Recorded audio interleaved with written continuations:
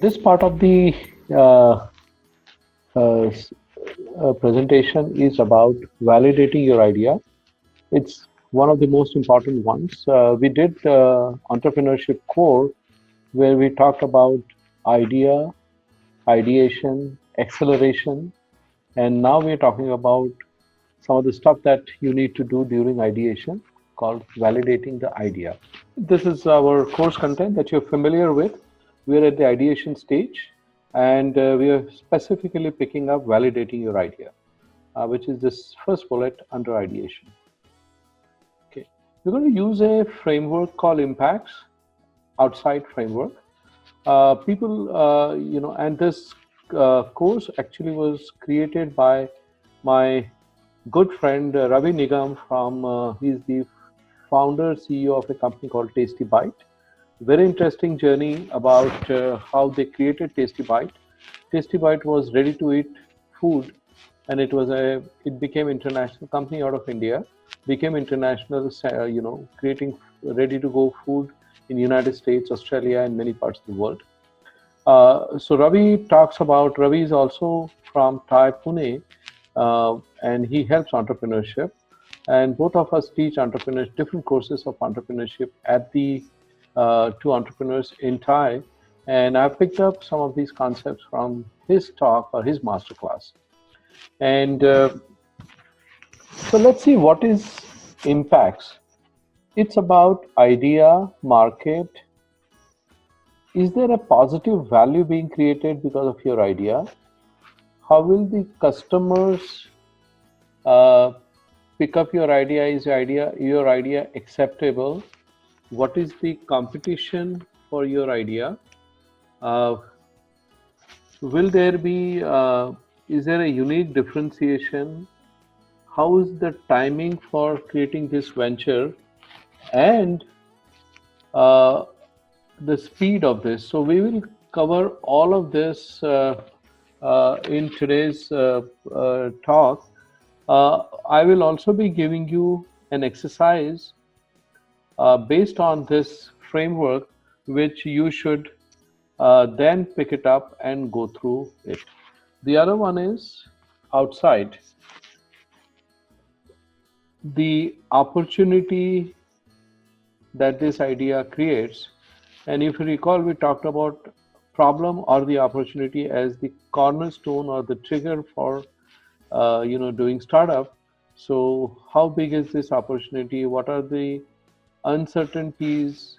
Is the team that you have good enough to build this business? And this is one of the most important things. I think not in this slide deck, but then another one slide deck, I'll talk about some of that stuff.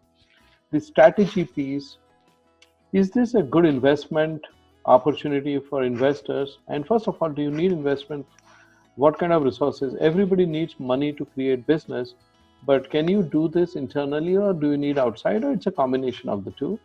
And exit means, we talked about exit during our entrepreneurship core, and we will talk about that again here.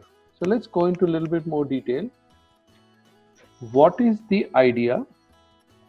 And how big is the opportunity? It's very important.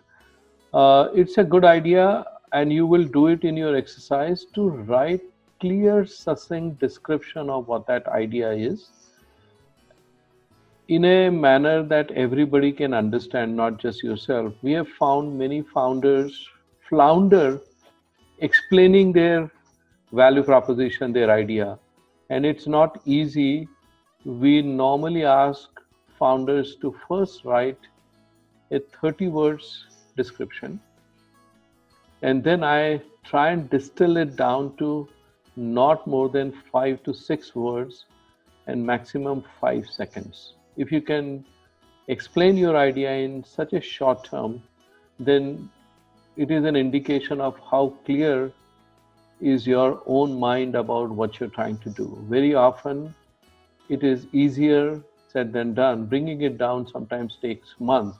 So in this course, if you do not get the clarity, do not be disappointed.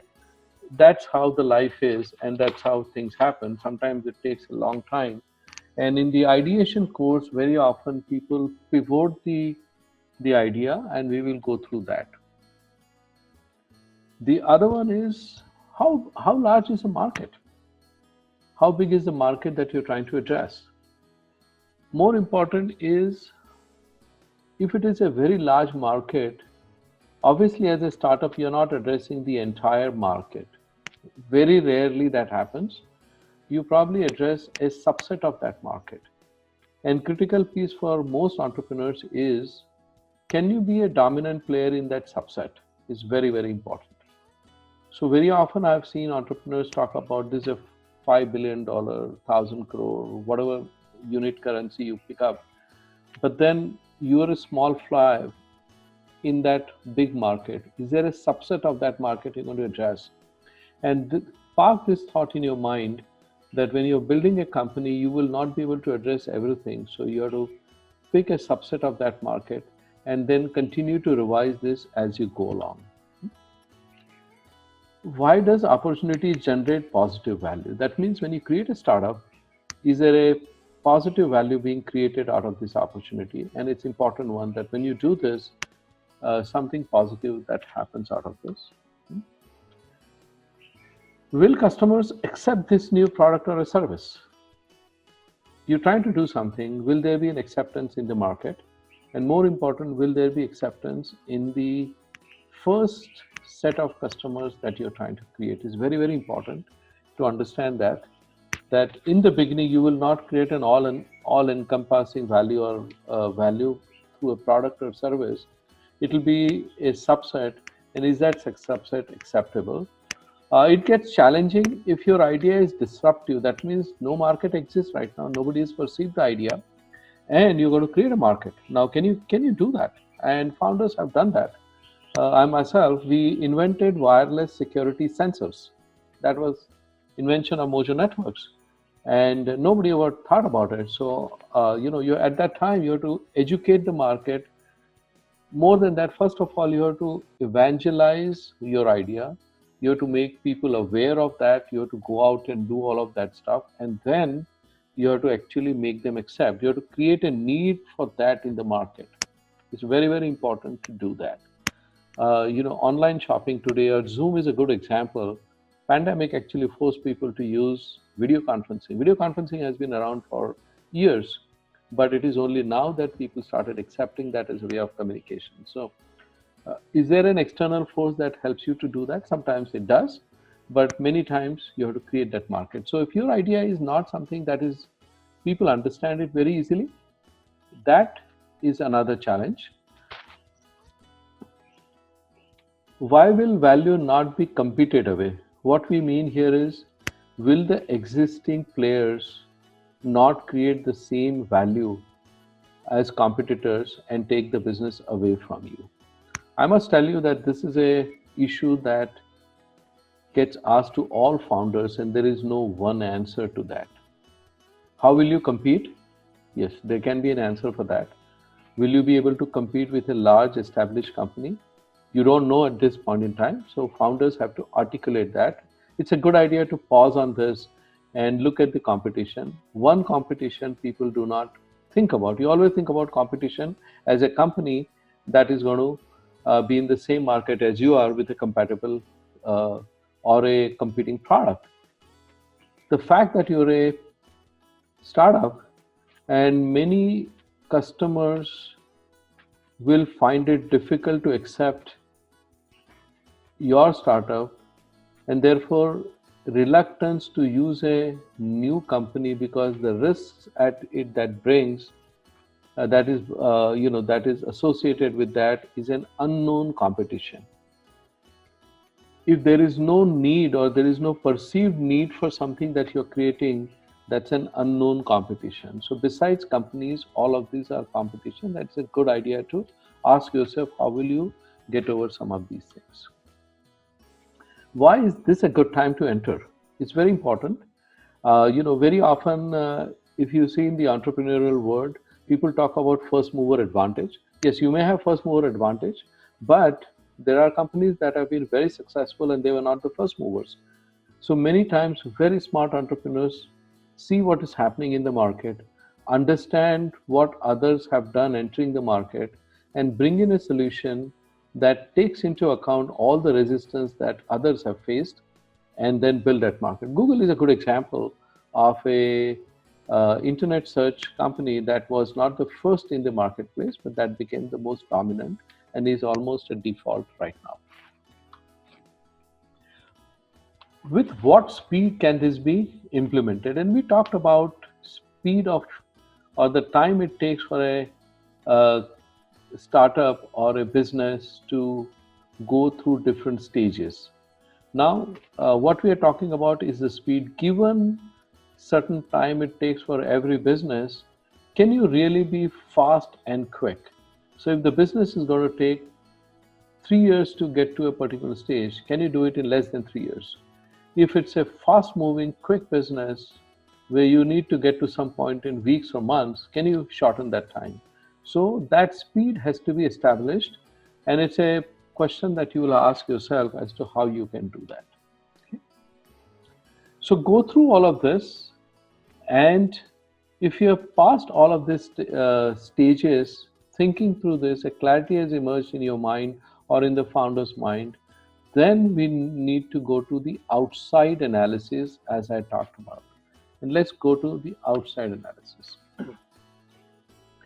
We talked about positive present value opportunity. How big is this opportunity? Does this opportunity create positive value? It's very important. What are major uncertainties of this, and how well then can they be managed? It's an important one to understand. How well can the uncertainties be managed? There will always be uncertainties related to market, related to acceptance of your solution, absence of developed market. How will you address all of this stuff? And I can give you an example. When we were in the fundraise mode in United States for Mojo Networks, which was primarily a company with the value proposition that we protect enterprise network from wireless-based attacks. Now pause and think what I've said just now. Few words. Mojo Networks technology protects enterprise networks from wireless-based attacks. So VCs always would ask, how big is your market? So after a few iterations, I said, wherever there is an Ethernet pair of cables, our product is needed. So how many Ethernet ports are there in the world? I said, millions and billions. So are you saying you are required everywhere? I said, if they want to protect, they need. Will you go through all that market? Eventually, yes, not in the beginning. So those were kind of answers that you have to come up. How will you go out and do that? How do you size up a market? And I went through the process of finding out how many buildings existed in the United States, how many small, medium, large enterprises existed, how many employees they had, and therefore try and do some calculation of the size of the market. So especially for very new disruptive ideas where you don't have any base, you have to apply a lot. But when you go through that process, the process is can be very intense, but it gives you clarity. Okay? Is this team, for example, you're in your college and few friends have decided to create a startup. Is this the team that can implement this opportunity? There are great stories about students, and I have mentored 2 student startups, and they have done very well with the student as founders. But it is an important question to ask, do you have the team that can implement this opportunity? And we'll go into more depth about this. Not just students, but many times I have seen founders think that they're going to build the business themselves. That means there'll be a chief executive officer from the founding team, there'll be a chief technology officer from the founding team, and so on and so forth. It is not necessary to do that. You have to build the team as founders, and this is something we'll talk about. What is the strategy that you have, and what is that strategy consistent with the opportunity, uncertainty, team, and exit, all of the stuff that we talked about? It is important to understand that. Do you have access to investments that are needed? Now, we will go into it in a little more detail, but when you say investment, every business needs resources. Every business needs resources, and resources can come from internal accruals. For example, you've built something and you've gone and offered it to someone, a customer, who's ready to pay you in advance for that. So you've got some money in the bank in lieu of something that you'll deliver. That's internal accrual. You put your own money in the startup. For example, in Mojo Networks, 3-4 of us put $250,000 of our own funds before we started. I know of a startup right now where the founder has put nearly $500,000 of his own funds. So founders sometimes become their own angel, or you go look for people who are ready to take the risk, and they are called angel investors. So we'll talk about all of that. Bottom line is, you need investment. You can go out and take loan, and we'll talk about the positives and negatives of all of this in another session. So, do you have access to the investment is a question you have to ask. Do I have access? Do I have access to people who will put money in my company? Do I have some money to put it in there? All of this is very important. Closely linked thing is, if somebody is going to put money in your venture, and it is at a very early stage, that means it is highest risk they are taking, is this deal good enough for the investors? You have to ask that question very, very carefully. Very often founders get stuck in the valuation and how much to dilute, why should I dilute, so on and so forth. And successful founders sometimes get caught in their own trap. Just a couple of days back, I spoke with someone who had created a brand, and the founder is now creating another company and expecting that whatever the founder has done in the previous will get the founder the valuation, and why should the founder dilute? Bottom line is, yes, you did well then in that venture, but this is a new venture, and this deal must be attractive to investors as well as to you. So founders have to be very, very conscious of the fact that deal is not one-sided. Just the way investors cannot take you for a ride, you also need to think about the investors. Is it good enough for them? And we'll talk about that. It is important to talk about exit. Now, you're all students, and I do not expect you to know about exits, but it is important during this course to think about it, ask questions. Exit means, let's say if I put 50 lakhs in your venture, and can I get a return on that 50 lakhs? Sooner, later, whatever. So you have to think about that, because investors will ask that question. The outside investors will ask that question. Equity investors, that means those who are giving you money in lieu of shares you're going to give to them, they will ask that question. And founders need to make sure that all of that needs to be thought through. So outside and impacts, these are two important things. Sometimes we get very emotional, and we talked about it. We talked about the restlessness, desire, passion. So we are so focused on the idea that we tend to ignore all things that are necessary to make that idea into a good, profitable, value-creating business. And we need to put our attention there also in order to make sure that the baby that we are giving birth to grows into a healthy person or a human being, if you take that analogy, and we are the people who are going to do that. Very important.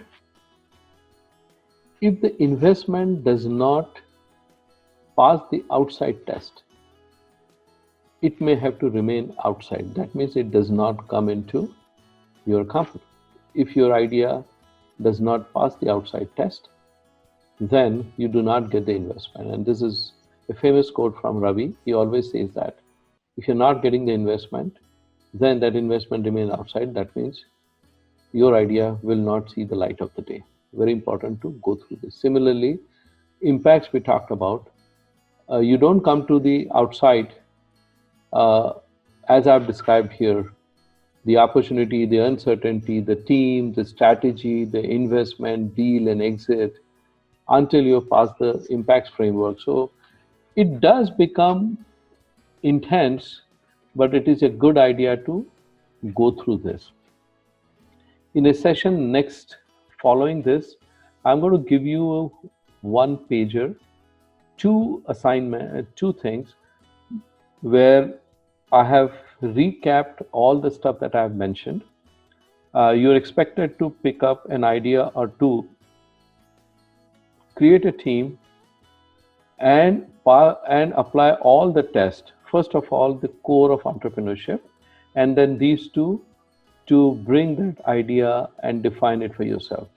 As I've said in the beginning, that entrepreneurship is an empirical science, and no better way than putting yourself inside it and walking through the things, then you will get closer to it. Otherwise, it becomes more of listening to it without really sensitizing yourself about it.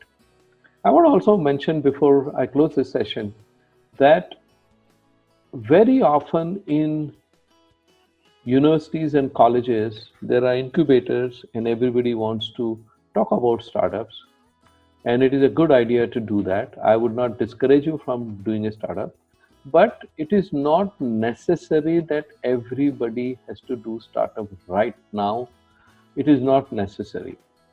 If you do not think that is your cup of tea, or you don't have the inclination of doing it right now, it is perfectly fine. It is okay. We study mathematics, thermodynamics, electronics, physics, humanities courses, but that doesn't mean we become professionals in those fields. We go through those courses to get a rounded view, knowledge when we earn the degree, bachelor's, master's, or even a PhD.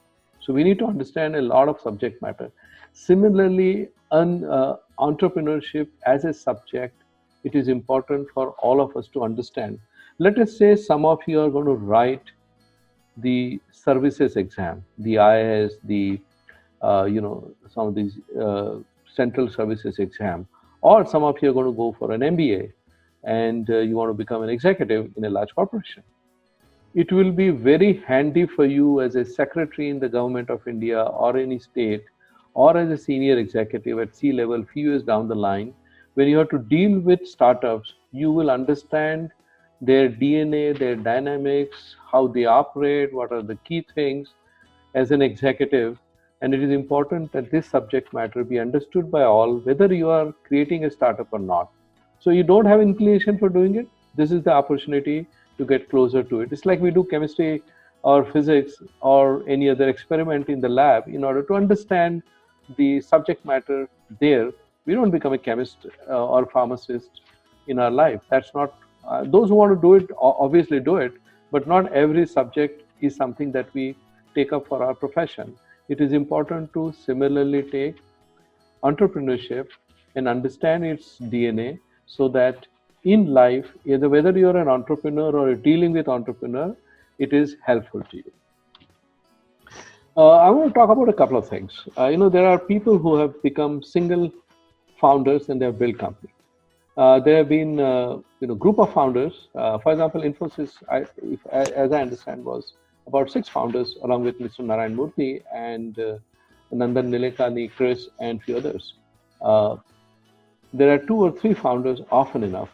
Now, it is important to understand that few things which are very important. Founders have to be cross-functional.